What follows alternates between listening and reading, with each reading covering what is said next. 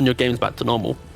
So yeah, I like the fact that you have such strong drafts from both teams. NiP, Bounty Hunter, Saberlight. This team has shown so many times how you give this man Bounty Hunter.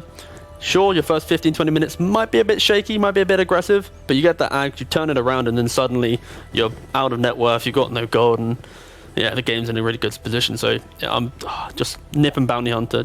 You love to see it. Yeah, they've been playing it really well. They've been moving around it. They always drafted solidly around it. Though I don't feel like other teams actually addressed the Bounty Hunter ever. They were always like, okay, we are gonna destroy them in lanes, and then they just feed a few kills, and bam, NiP is back in the game. So against Bounty Hunter, you really want something like an Earthshaker is okay, actually. You want something like a Tiny, something that can actually stop the advance, that does burst damage to him, and then he has to back off. He cannot track your own whole team. Whereas if you're just running around the fight, tracking your own team, it doesn't matter where on the map you are, what you're doing, how many wards you have, because they see everything that you do, and thus they can play the team fight better. So I feel like you need to address the Bounty Hunter. You need something that actually does burst damage. You don't need to kill him, but like get his HP low enough so that he cannot run around and be like, oh, you can't kill me, I'm just gonna provide vision to the entirety of my team. Yeah, I like the another thing, quickly touching on the Bounty one last time, I think, is the fact that you have the obviously True Sight against Weaver. If it is a core Weaver, he's always gonna have like an awkward game because you don't really buy any Dispel in the game. And also think about the pacing that you set with an Earthshaker pick. I think Secret demonstrated how you can have high pacing with it, but that again was, I think, based off of their ability to play off their cores. If OG can draft like that, then it's going to be very strong. But in general, there's not that instant pressure from, we can collapse at your tower early on, we're going to be aggressive, make you make the first moves right now. Of course, there's more picks to go. But in general, yeah, I think it's very solid. An early Quap, actually. This, I think, Alliance actually was the one team that ran the Quap in the offlane once, actually. They drafted it early in the hope to bait out some classic picks, for example, DK. And then they just flexed it to offlane. I don't think that game went too well for them, but just the concept of draft was there, and especially when you have this Shaker. If it is a support Shaker, like maybe, of course it will be, sorry, God, that was terrible. Because it is a support Shaker, he just finishes the wave, unlocks that lane, and the Quap should be able to play offlane, potentially. Yeah, once she gets level 2, she'll be fine, though. Yeah. Though I think that they would like to play it mid, obviously. On the other hand, NiP, they have 2 supports, they have a Bounty Hunter. We saw them flex the Bounty Hunter to position 1 as well. Now, we'll see. I think they can show their mid right now, or do some flex pick, because then OG, you don't want them to know where the Bounty Hunter is going, because you can like answer with like a troll or something along those lines, carry that actually deals well with the bounty in the lane, and then, okay, they go with the Treant. I said this is actually a really good Rubik game now. Like, literally every spell you want to steal. And then they pick the Supreme Puck. Okay. So wait, in OG, who's going to be playing the Shaker? Who's going to be playing the Treant? It's going to be a 4 Shaker. I'm expecting it just to be... Oh, it's OG, right? You got 7 in the team. Yeah. So the potential offlane tree, you got the mid Quap, and then the 5 Earthshaker with the potential 4 Weaver. But again, or like, the other whole way point around. here is it's so flexible, right? Yeah, like you can't. For NiP though, you actually have the fact that they ran Bounty Hunter carry in one game. Normally we like jump on the Saberlight train, but they actually put it in the position 1 draft role already. So now they actually have this double flex as well with them, where Puck could easily be mid or offlane, and the Bounty could easily be offlane or carry. But they have to now pretty much reveal where everything's going because they don't have last pick. So it's cute, but... So it's like OG get to do what they always do, right, and keep everyone guessing to the moment. NiP's tried to do that, they've already given a bit away. You a fan of this? It's a classic combo with the Coddle because, of course, you have the Chakra, you always have meta up. The issue is the laning phase is a big concern. You've got Tree, naturally a big lane dominator. Sure, you've got the Coddle for the blinding light, but it's like that pressure. You have Quap mid, makes those moves. You're always going to feel under a little bit of pressure from this lineup, and especially because you have last pick on OG. I think a classic thing that can go wrong in these drafts is if you have a core that has to jungle, you take away that safe lane tower, you unlock the jungle and you put pressure there, it's really hard to deal with it. And now they pick Arc Warden, which is the age-old classic counter to Terrorblade. How Terrorblade wants to play, even if he has good farm, he moves from objective to objective with meta up, trying to pressure. Arc Warden, he puts down the dome, prevents the right click coming in, delays the game long enough that TB can never really kill Arc. Like, OG have pretty much got the we can bunker down and play out a 2-hour-long game if we have to. Like, this is pretty much what their draft is. Okay, But you guys wanted a good game and a long game. There you go. This There's was a smart bar. from OG, actually, because you have the Terrorblade, you need something that beats him in the late game, otherwise you're going to be running at NiP's jungle, trading kills with the Bounty Hunter, losing the game. So they go for a super late game hero, and now their heroes are actually going to be protecting this guy. I hope so. And then you just take the tier 1 towers and just farm the map, trade farm, and never go into NiP side of the map, fight on your terms. Smart choice. Do I believe in the Arc Warden against the Bounty Hunter? I'm gonna have to say no, because I haven't seen much of Arc Warden lately, and it's there's definitely a reason why spammers of this hero are not going for it. I'll say I think that's my concern, I think, for OG, that even though you have the Arc VTB, it is the fact that, like Harry Freak just said, it's the Bounty Hunter. If you get the track onto the real Arc Warden, if he's not playing super defensive off his clone, you then have the puck, which as soon as you hit call on this Arc Warden, he should be able to get like locked down long enough. I think the saving grace for that for OG is you have this tree, you have the living armor, these roots, all these ways to prolong a fight and maybe keep him alive. But I think if NiP just play off of their strong timing, they are such a great team with Coddle TB. Charlie has carried this team so many times with Terrorblade. Yeah. So I think they have the answers for the Arc Warden, so I think NiP should be able to take this. But it'll be hard. So there's two very unique drafts in there. Yeah. Lizard, which way you going, my friend? Lizard. Oh, sorry, Harry Freak. I'm so used to doing it. Fight. Just putting him in the same boat at this point. First time I've done that, Mike. Yeah, sure. I'm going for NiP. I'm going for NiP. I already gave you the reasons. Yeah. I guess that's... All right, let's see which way it's going to go. We've got Lyrical and Trent ready to bring us the action. I'm not going to mess up their names, at least a bit. Obviously, I don't care enough about Harry Freak, but we care what the commentators have got to say for this game. Oh, wow. Oh, wow. I'm much better looking Really than Pigeon. great I'm an actual hosting there. man. How you doing, Lyrical? Lyrical's not there. He left you. Oh, yeah, apparently he abandoned me. You guys, don't worry. Oh, there he is. Hey guys, how's it going, Kyle? We're ready to go, man. Dude, the panels just this is one of the great things about Dota panels. You make one mistake and then everybody just gives you crap about it for several years afterwards. But man, I'll take it. I'll take it on the chin. but holy crap, Trent, we got an Arc Warden. It's absolutely insane. I haven't seen this hero in forever, and I'm wondering if we're going to get to see the Mighty Midas, or if that item is truly dead, as Snako already taken a little bit of a damage up there. I don't know. Tough call, right? Because you had the Necro book was so good that it got nerfed as well. So now it's just like, well, I don't even know anymore. It's like the two like early accelerating items have both been kind of nuked down for the Arc Warden as of late. But the more we take away gold from the game, the theoretically better Midas gets every time, right? True enough, man. I could dig it, definitely. I think that it's no longer the reliable gold anymore, like the other ones, as we see already Charlie just breaking down some of these trees and making Seb very upset. Speaking of which, Seb was kind of upset before the game got started, too. He tweeted out, "We really need more gold from kill and assist. Dota gameplay is depressing right now." And then they pick Arc Warden. So I'm getting mixed messages here. Well, he's following his own trends here, you know. I guess how did they win, right? It was all the early game dives and like constant aggression and everything, and building off of that. They also like to farm people's streaks too. You know, they were definitely about killing people. So the further away that gets in Dota, the less happy I'm sure Seb will be. Makes sense. Man, that's what happens. You win 2 TIs, you get your style nerfed. Get owned. Sad stuff, though. I think that they're definitely a good enough team that they can make other things work. He's going to be playing on his tree again and going to be laning with the Weaver, trying to get some early aggression. It seemed like the panel really digging the Charlie Terrorblade. They're digging NiP's draft as a whole. You kind of picking up what they're putting down?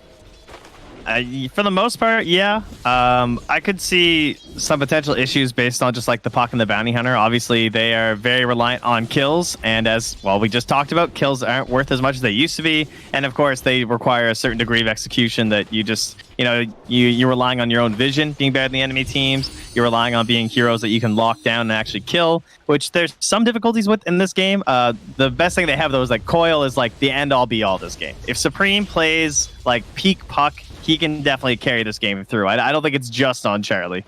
Okay, that's something to watch for, definitely. And of course, always trying to find that backline, getting mid one is going to be really important. But the heroes, if you do manage to stick onto them, they're pretty squishy. Speaking of which, Sumail playing the safe lane Quap. Down here bottom with No Tail, probably see him make some rotations and maybe see if he can set up something mid later on, maybe giving Sumail a little bit more of the free farm and experience as well. But this is an interesting laning setup that they've got here for OG. Well, it's kind of nice in terms of being like a position 5 shaker. You're not going to get very many better cores for like giving you some room, right? Like he might rotate on the earlier end and give you a lane. He's someone who you can just straight up set up kills with. Right. Even like No Tail playing like this right now on Era, there's got to be some threat where he's thinking like, okay, where's Queen of Pain? Like how close is she? Because she might just pop on you and suddenly blow you up. Right. And she has already taken that 1 point in Blink, so if they need to, that's one's not quite on the right mark there as Saberlight got on the other side of the fissure. But yeah, Sumail can make that blink forward or, jump away afterwards if things are getting a little bit too tenuous. And he's actually taking a lot of damage from Saberlight here. Just going for the 1-1 build on the bounty. See if we can sap some more gold from these guys as they will get the first kill with a dive. Wow. On to Saneko. That's big. Real nice. So they take him down. We'll lose the Weaver for it, but I think you're fairly happy with that as Seb just going to tank through some creep wave here and turn on to Charlie. Very willing to brawl early on this tree. Yeah, the offlane tree, pretty much only Seb plays this. This has not been brought up by many other people. I feel like a couple teams tried it after OG did it, but he has certain ideas that he makes this work with. Like before the rework and everything too, what was funny is that he would never take any points in the Nature's Guise, right? Like when it was an actual ability, because everyone knows you're just going to kill the trees anyway, right? So you just skip the points, you just stay in lane and farm. When you look at him like that and you actually dedicate items to this hero, the main problems he used to have when you play him as support, like if you can't actually trade hits that well because you don't have that great of HP regen, your armor is not that incredible or anything, but when you're able to afford things like boots and Orb of Venom right away, then it doesn't matter if you have all that regen and everything, because just no one can stand toe-to-toe versus you. And that's only made worse now with Nature's Grasp being in there. It's like that huge damage over time that comes in as a deny from Era down bottom. Well played. They managed to make that work for themselves down bottom here. And Sumail just going to have to salve up afterwards. Actually still going to be going for a bottle as we're getting close to that 5-minute mark. See where the bounty runes go to. Supreme's going to pick up an invis, head back towards mid. No one's going to be a little sad to see that as he's actually a level behind the puck right now. Not having a terrible time, 17-5 on this Arc Warden right now. But obviously it's a bit of a tough matchup. Yeah, he was actually very close to a potential kill earlier in the lane too, just like narrowly missed with the Spark Wraith. And well, it's mostly Supreme just like properly predicting how Arc Warden plays, because I'm taking it as he's played against quite a few in the mid in his pubs and whatnot. He's gonna try this Invis rune top. It looks like before he gets 6. It's a long walk though. He's just gonna wait for the bounty rune. Okay. Yeah, again, the other thing to keep in mind with OG throughout these entire event has been some of the ping issues that might come about, which is something we'll keep our eyes on and see how that all works out for these players. But in the meantime, Supreme takes that bounty rune. Oh no, excuse me. Sock's able to take it away from him. Yeah, and now he's not going to get the other one either because he just assumes that the Weaver's going to beat him there as well. Whereas at the same time, I believe Soxa made the same assumption that the puck's going to finish and get there first too. So now the rune's just going to chill. Nice. See fermentation going on. They leave the other one up on the high ground for Supreme, so if he needs to, can retreat back to it in his own jungle. But a really chill early start to this game as Sumail took some more damage down bottom and then has to just back out. Both Sumail and the Terrorblade haven't really had great starts to this one so far, if you just look at the CS numbers. And Soxa is pushing this to the limit. They have a sentry down, though, because they were trying to find a ward in case he was sniping couriers. Oh. Yeah. Yeah. He just backs out, goes the other direction. And Seb, appreciating what he's seeing, he's like, yeah, Weaver can do whatever he wants. He's fine. Well, that used to be a combo, too, right? It's like some Goblack drafts, right? Treant, Weaver, OD, just like dive towers with Weaver constantly, give him living armor. But no living armor on the Treants early these days. Mm-mm. And No Tail, unfortunately, looks like he is going to go down there. Fissure, not going to connect onto the puck. And, well, one more punch comes from Saberlight. They get the kill. Yeah, and that's without the Dream Coil, too. So just very good for them. Soon the track gold will be coming out. Start stacking up even further. They're just Sumail. nuking him every time, eh? Just like mangoing, casting all their spells, and he's dropping his bottle for no tail, so he'll get some benefit of his death. I mean, it's really this Bassi and like Soul Ring build on Saberlight. You look at how much damage it is nuke-wise, but they're gonna try and punish now, turning on Saberlight. But look at the turnaround. Sumail, it's dropped down very low. They have another deny in hand if they want to go for it. Era gonna wait for him to duke down just a little bit further, gets the deny, and up top, they will kill off the Coddle as well. So pretty interesting laning setup that NiP have put together here. Is Era dead? No. Charlie up top, they're going in all at the same time. But this is so dangerous, dude. Oh, man. He's just got so much armor. Like, you hit him with a Shikuchi and you think, like, okay, yeah, we got him, guys. And you start right-clicking and you're like, yeah, this isn't doing anything. Oh, man. And now back bottom. Dude, what is happening in this game? The early aggression, a little bit of a misplay there. Sumail does have blink away, so he's going to be fine. Back top. And up top, Seb, he goes in and Supreme makes the rotation, finds the kill. They pop Metamorphosis for this one, so they might even be able to get some extra damage onto the tower or just farm up the jungle here, depending on what Charlie wants to do. Back and forth we go. Good start with the first coil here. By the time the next one's around, we might have 6 on Saberlight, just because it looks like Era's not here. He's making his way back down now, but he's at least going to get both the range creeps. Oh, no. Should have killed that thing first, dude. Don't need support, get back in time. Not great. That's the real way to play Team Dota. Yeah, that's right. They got level 6 on Sumail. This could be a good moment for them to try and get aggressive onto NiP, but now realizing it, Saberlight and Era are going to kind of keep their distance away from that Sonic Wave. As, man, you know, normally it's the Queen of Pain that's the annoying one throwing out the daggers, but this like level 3 Shuriken Toss, this 300 damage over and over. Soxa, again, up top is going to get killed off by Supreme. They tried to make an aggressive play onto Charlie, onto Zaneko just as the Metamorphosis was ending. So Charlie just kind of stood there and took away like half their HP. And then they both backed and were like, oh, okay, whatever, we'll just regen up. But obviously, that takes a little bit of time. Supreme got there first with the silence, so. Well, and as we were talking about, Sumail makes the kill happen onto Saberlight with his level 6. So yeah, a little bit of a over-aggression up top. Yeah, but here comes Puck as the coil. Oh my god, they're going back in again. Oh, poor Sumail. He's gonna go down. Dude, Supreme is freaking killing it right now on this Puck. It is a extremely good coil game. It's just like anyone he coils just dies. Like, especially because, again, living armor just not a thing in the early game for Tree Protector players. The only hope they'll have would be the eventual Aghanims from the Weaver. Right. Yeah, and that's, I mean, you know, a long ways off, considering already 3 deaths on Soxa, and trying to get in towards Treads next.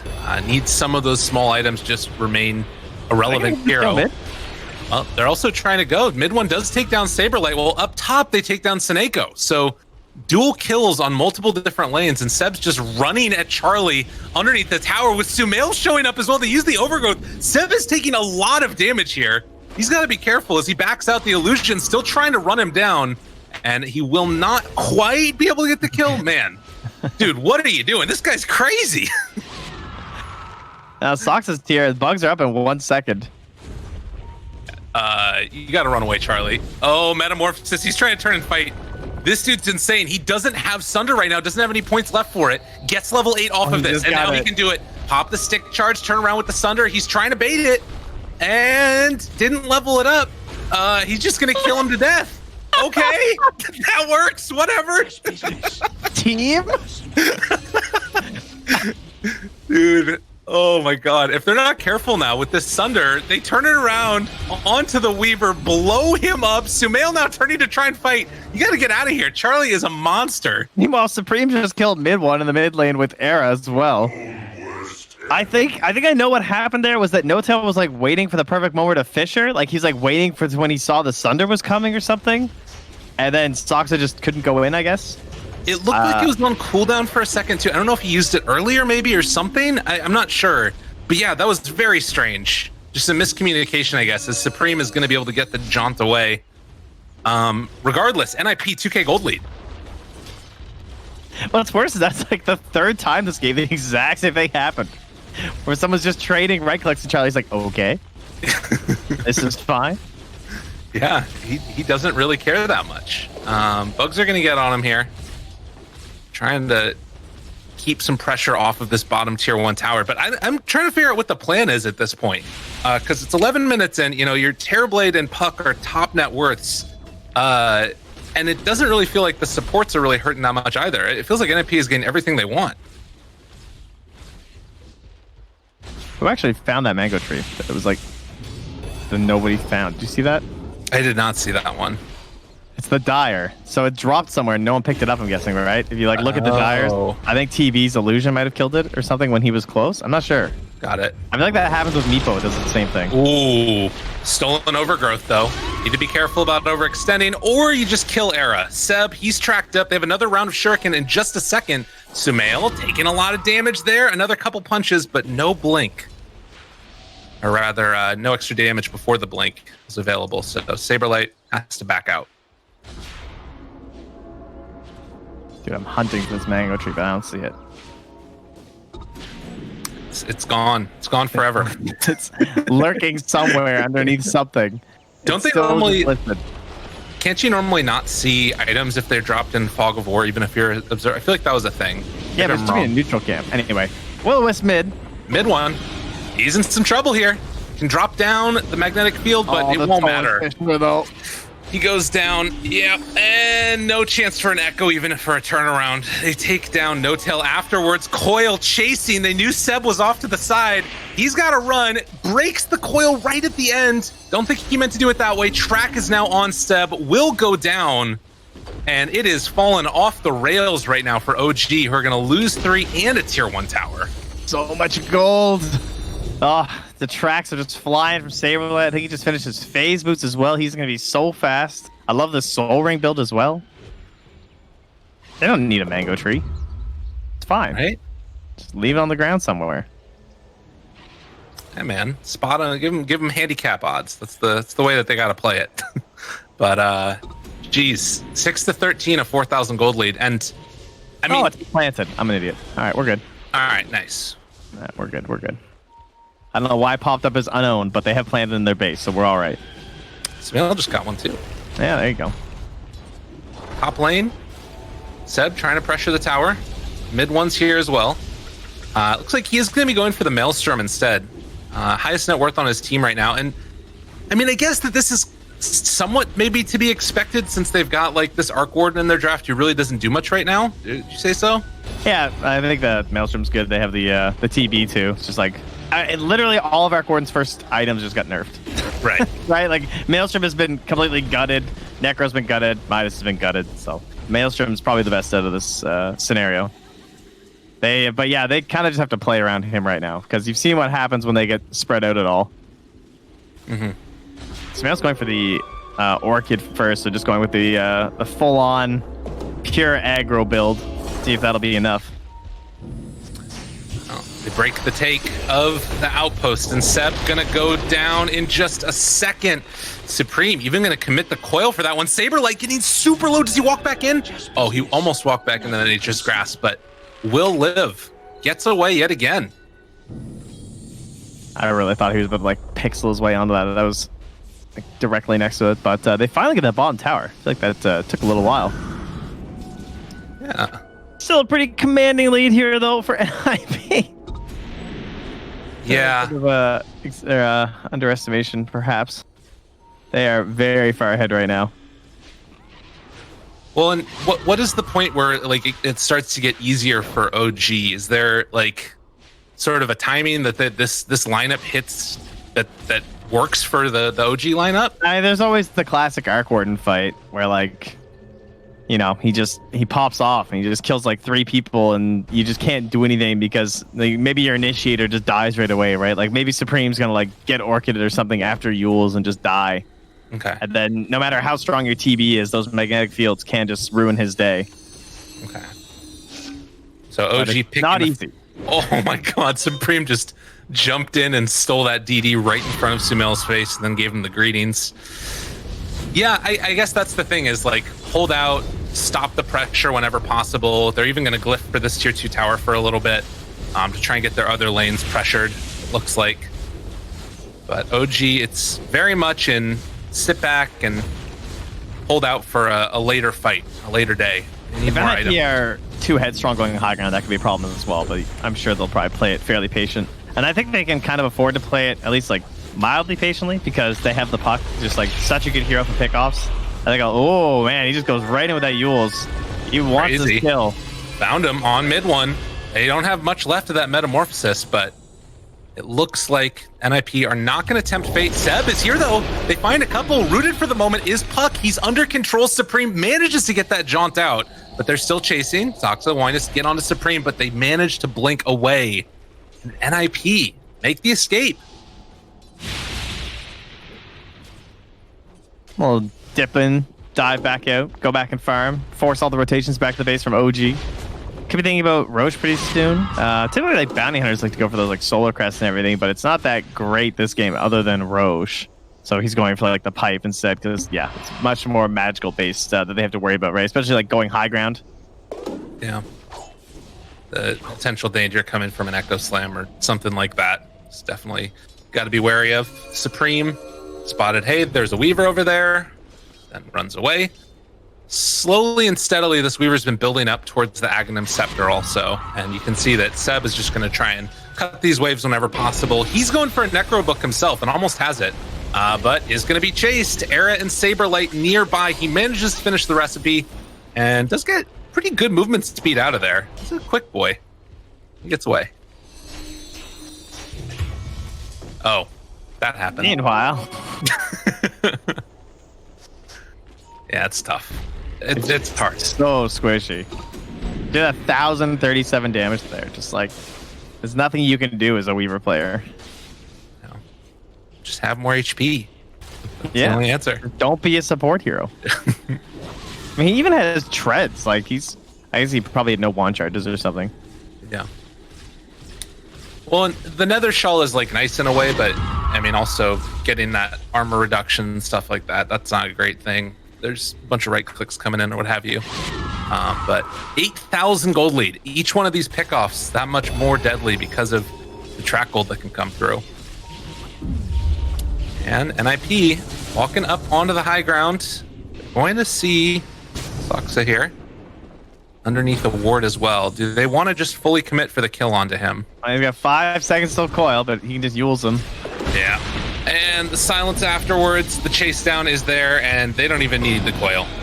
Dude, he dies so quick. Holy crap. But back on the other side, Charlie also takes down No Tail. So 2 of OG heroes going down rather rapidly. I don't know if they thought that they could find like a good numbers fight there, maybe. They were thinking that there were 2 heroes chasing, so this is a good opportunity for us. Could have been the case. Well, in the meantime, too, they do push out the lane, take the tier 1 tower, and are able to somewhat escape before NiP can close in on him. Seb is off to the side, but there is a ward over here. You got to be careful about their movements. They should see that Seb is nearby. Yule Scepter lift up. Down on the south side, onto Sumail. He doesn't have any way to take off this silence. The coil comes immediately afterwards. He blows up. They're trying to control Era and see if they can bring down one. This freaking Ignis Fautus is so annoying for them. No Tail trying to walk away. Still holding another Echo Slam. Does not have a way to take off that silence, though. The Overgrowth comes out. Manta immediately taking all of that off. Trying to bring down Saberlight. Awesome, actually doing a ton of damage in the back lines. And Charlie also under control. OG, are they actually doing it? Sunder comes out at the last second. Oh, no, they're not. No. Holy moly, that hurt. Time lapse, trying to run away, and he is going to be able to escape, but damn, that hurt. Nothing personal. I can't believe they almost found it there.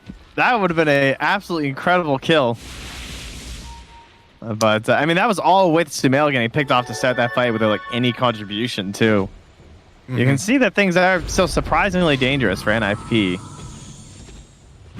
Well, and you imagine how different that looks if you just happen to have as... Oh, no, not again. Oh, no. Sumail, a clumsy net, and one punch from Charlie finishes him off. The DD Terrorblade. Oh, 8-0-4. He is having a hell of a game. That's the all stats, baby. 183 plus 183. Right? Jesus. Oh, God, there's another coil. kill. You're just dying one by one. No tail, don't finish the TP. Run away. All right. I feel like he wanted to. You know, there was something in his brain that just said, "Do it." Yeah, just go. Absolutely. Make this end. Yeah, it's not looking great. Not looking great. How close is he to Blink Dagger? Now he's getting closer to Boots. That'll help. But it's been a poverty mode game for the Earthshaker. Yeah, but he's got the Philosopher's Stone. Oh, hey. Yeah. There you go. Something. Maybe he could make a wish for a Blink Dagger.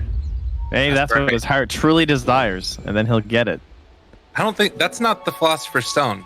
Isn't it? I don't know. That's I don't know. The Mayor of Erised. Come on now. Let's go, boy. What does the Philosopher's Stone do? I've never read Harry Potter. Well, luckily you have kids now, so you'll be able to do that for them. But I can tell you about it later, because I think the game might be... we gotta watch carefully. Blink and you miss it. No tail. Oh, chase down. Punches coming in. Ignis Fatuus pulls them all back together. Mid one is going to drop. That is 2 dead. The tier 2 tower likely to boot. As Seb trying to run away. Saberlight still chasing this guy down. But they are going to instead head down south, kill off Sumil yet again. 14,000 gold lead. 8-26. My God.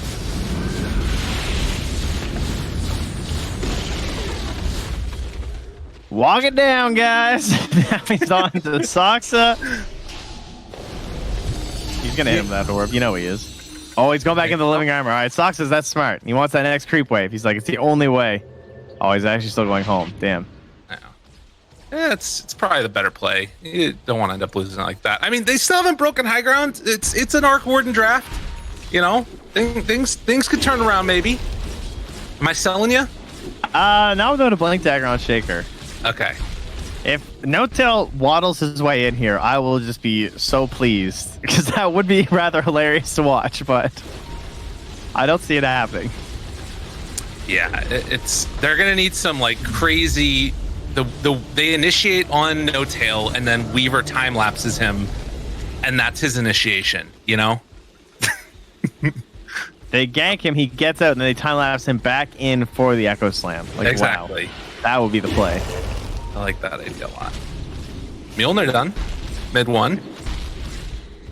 NiP are just so confident right now that they're not even roshing, because they just know that they don't even want to bother. They just want to keep killing them every time they leave the base. And like going to rosh at least gives them like some sort of an AoE opportunity for the side of OG. Yeah, that's fair. And that's why they just, oh God. Oh no, silence onto 3, coil onto 2. They break it and break them. NiP. It is a freaking pounding as they jump forward, find the Earthshaker. That is his first echo of the game, I think, and he's gonna get it thrown back in his face if he's not careful. My goodness gracious. This is a hell of a beatdown. That combo is so good, the Coddle and the puck together. Oh yeah. Can't really do much to stop it. Well, the double bubble, but the back away. Charlie still has Sunder, still has Manta. Nobody really presenting a target, though, for him to Sunder somebody on. Dude, that's insane that's just the clone, though. Like, that's... Yeah. That is the fear of Arc Warden right there. Wow. Now would have been a pretty good time to roast, though, but they tried to pressure the tier 3 instead. And they didn't get that much damage onto it. They actually have a lot of meta left. They can go for this. Oh, is this... I guess they used Echo, too, so... Yeah. They're not... It's fine. Okay. You have Will-O-Wisp, and you have Echo now. You know, the tables have turned. They're still just going to say, no, not worth. Interesting. Very, very conservative gameplay coming from NiP. This match, I think, does still matter for them. I think if they win 2-0, then they get seeded slightly higher, if I'm not mistaken. Yeah, I think they can improve their seeding. I think you're correct. Whereas I think for OG, it doesn't matter at all. Well, they could potentially get relegated. That's the other issue. Oh, that's true. Yeah, that is true. They want to finish in the... Yeah. OG relegated. That would be less than ideal. Oh my God, Supreme. He's crazy. He just jumps in. They missed the fissure there, unfortunately. Thinking about the overgrowth, walking into the pit. A lot of damage out on a mid one, and he's just going to get demolished yet again. Do they have any type of control here? No Tail is dead yet again. Seb going to get ran down. And just like that, 4 are gone. Going to be the clone afterwards. GG, it's over. My goodness. I feel like Queen of Pain has been the absolute most polarizing hero I have watched in, like, I don't even know, years. I feel like literally there are some games where she goes 23-1 and